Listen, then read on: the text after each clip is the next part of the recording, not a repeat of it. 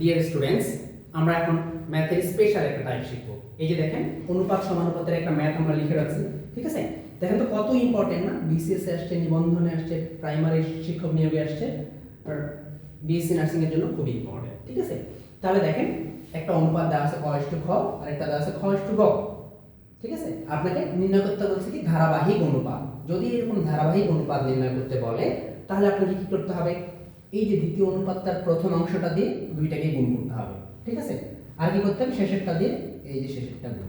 ওকে, তাহলে কি করলাম? ফার্স্ট বললাম আমি এই প্রথমটা দিয়ে দুইটা দিয়ে গুণ করেন, 4 5 20 আমি ইংলিশে লিখলাম। ওকে, তারপর 5 7 কত হয়? 35, ঠিক আছে? আর 7 আর 6 গুণ করলে কত হয়? 42।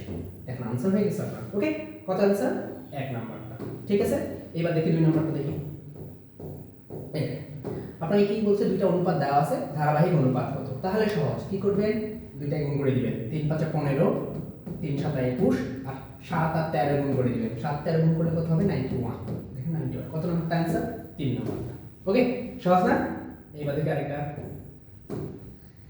সরি এইখানে দেখেন। তাহলে এখানে আপনি কি করতে হবে? দুইটা অনুপাত দেওয়া আছে, বলছে একটা অংশ দেওয়া আছে আর একটা অংশ বের করতে হবে, তাই না? তাহলে আপনি কি করবেন? ক:/খ আগে বের করে দিবেন। ক:/গ বের করে দিবেন। কত হবে তাহলে? 2 4 দুগুণে 8, 5 দুগুণে 10, 3 5 15, ঠিক আছে?